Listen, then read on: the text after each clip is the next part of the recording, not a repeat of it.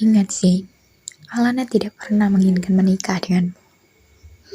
Apa selama ini kau pernah bertanya perasaannya padamu? Apa dia ingin hidup bersama? Dia tidak pernah mencintaimu. Dia tidak bahagia bersamamu. Selama ini, kau hanya memaksanya berada di sisimu. Kau hanya lelaki egois yang akan terus menekannya.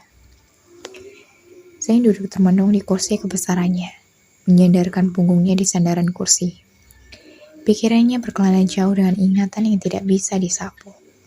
Semenjak Aryan mengucapkan kalimat-kalimat itu padanya beberapa hari yang lalu, kata itu terus terngiang-ngiang background film yang berputar di dalam otaknya. Sungguh, rasa-rasa terus berkelayut di ujung hatinya. Benar, Zain tidak pernah bertanya pada Alana bagaimana isi hati perempuan itu padanya. Zain tidak bisa membaca hati dan pikiran Alana. Selama ini, yang ia tahu sejak awal pernikahan Alana selalu patuh padanya, menuruti ucapannya, namun hanya sebatas tugas yang ia beri. Baik dulu sebagai pelayannya maupun istrinya, tak ada yang berubah. Selama ini, Zain terbuai akan cintanya. Dia tidak peduli perasaan Alana. Baginya, ia sudah bersama cintanya. Itu yang paling penting. Dia tidak mau gagal dan kehilangan cinta lagi. Sudah cukup ia merasakan sakitnya tak bisa bersama dengan perempuan yang ia cintai. Dan Alana adalah istrinya. Dia tidak akan melepaskannya. Benarkah perempuan yang ia cintai itu tidak bahagia bersamanya? Cintanya itu tertekan hidup bersamanya. Benarkah dia egois selama ini karena tidak bertanya perasaan Alana padanya? Suara langkah kaki membuat lamunan Zain buyar. Beralih menatap lelaki yang baru saja masuk ke dalam ruangan.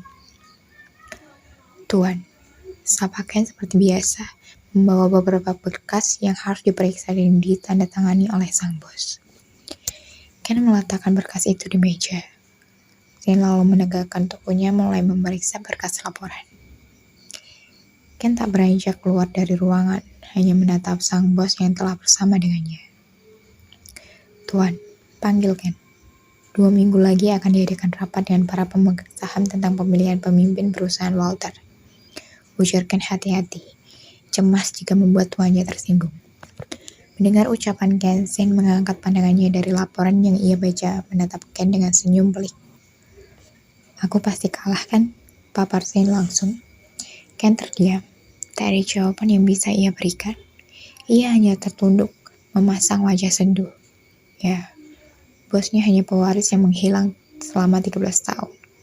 Walau dia sudah bekerja keras selama ini, membuktikan kemampuannya, namun itu tidak cukup di mata mereka yang telah mengenal Aryan yang sejak kecil telah dilatih memimpin perusahaan, dan tersingkir saat Zain datang kembali. Tidak ada apa-apa, Ken. Aku tidak peduli dengan semua ini, ujar Zain. Zain terdiam menitik kembali kilas balik hidupnya. Sejak lahir, Zain telah terlahir sebagai pewaris dalam keluarga carut-marut itu. Namun, ayah dan ibunya bercerai saat ia berusia 12 tahun. Dan tanpa sepengetahuan ayahnya, ibunya lalu membawanya kabur bersama, membuat keluarga Walter kelimpungan mencarinya.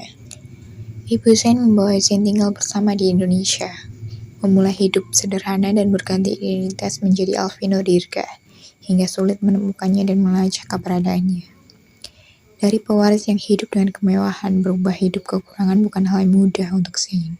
Tetapi demi bersama ibunya yang paling ia kasih, ia rela.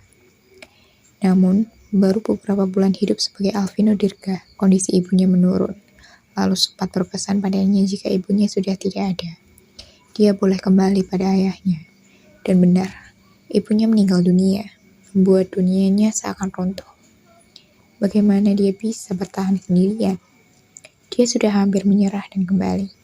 Dalam keputusasaan, dia bertemu seorang gadis polos berkacamata yang hidupnya penuh dengan perjuangan. Disinilah Zain memutuskan tidak kembali dan ia ingin berjuang bersamanya. Hari-harinya pun berwarna. Dia pun tidak ingin kembali.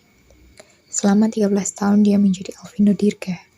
Dan suatu hari, Vin, aku sangat menyayanginya, Vin. Dia adikku satu-satunya. Apapun akan aku lakukan untuknya. Suara tangisan perempuan itu masih melekat di ingatannya. Akhirnya, demi menyelamatkan kehidupan seorang adik kecil yang sangat ia sayangi, bak adiknya sendiri. Dia pun menukar hidupnya, kembali menjadi Saint Arsenio Walter. Selama 13 tahun, sebagai cucu kedua. Astagfirullah. Selama 13 tahun sebagai cucu kedua, Aryan tidak dipersiapkan untuk meneruskan kekuasaan Walter. Namun tiba-tiba, dia datang menggeser posisi Aryan. Ya, dia memang hanya pewaris yang hilang. Ini sudah milik Aryan.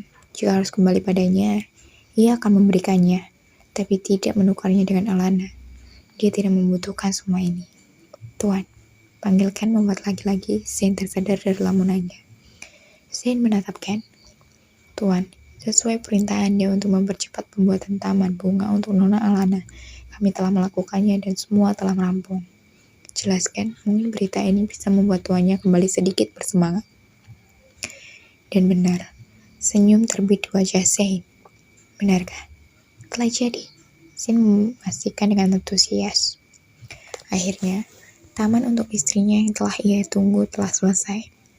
Iya tuan, Anda tinggal mengatur waktu kapan Anda akan membawa Nona Alanna. Saya akan menyiapkan semuanya. Jelaskan. Baiklah, ujar Saint. Ken telah pergi meninggalkan ruangan. Saint kembali termenung. Taman bunga tanda cintanya telah jadi. Taman bunga yang telah ia persiapkan untuk menyatakan cintanya pada Alanna. Namun niat itu tidak terjadi karena ia keburu kelepasan mengatakan perasaannya pada Alanna karena cemburu dengan Aryan. Taman bunga. Saint berpikir sejenak. Taman bunga. Haruskah ia kembali mengatakan perasaannya lagi dan kali ini ia meminta jawaban pada perempuan yang ia cintai itu? Apa dia mau menghabiskan sisa hidupnya menjalani pernikahan dengannya? Atau tidak? Aku harus tahu perasaannya padaku. Apa dia juga ingin melanjutkan pernikahan ini bersama aku atau tidak? Lirik Saint. Sungguh, dia takut membayangkan jika Alanna menolaknya. Namun, Saint sadar dia tidak pula menahan dan menekan cintanya untuk tetap bersamanya jika perempuan itu tidak ingin. Alanna pasti akan menderita selamanya, terbelenggu dalam pernikahan yang tidak ia inginkan. Itu pikir Saint. Sesuai kata ucapan Aryan, Saint tertuju pada pemilihan pemimpin perusahaan yang akan diadakan 2 minggu lagi. Jika dia ingin bersama aku akan melepaskan semua ini. Mengembalikan posisi Aryan dan membawanya pergi dari sini. Memulai hidup baru bersamanya dari awal. Aku akan kembali sebagai Alvino Dirga yang tidak punya apa-apa. Batin Saint, dia telah memiliki rencana. Saint menarik napas berat. Ya, dia kini telah membuat keputusan untuk nasib dan hubungannya bersama dengan Alanna. Di taman bunga itu, Saint sekali lagi akan menyatakan cintanya. Dan kini akan menjadi awal untuk Saint. Apakah ia terus melanjutkan pernikahannya atau akan berakhir melepaskan cintanya itu? Jika memang Alanna tidak menginginkan hidup bersamanya, maka dia akan rela melepaskan semua dan kembali merasakan sakitnya patah hati.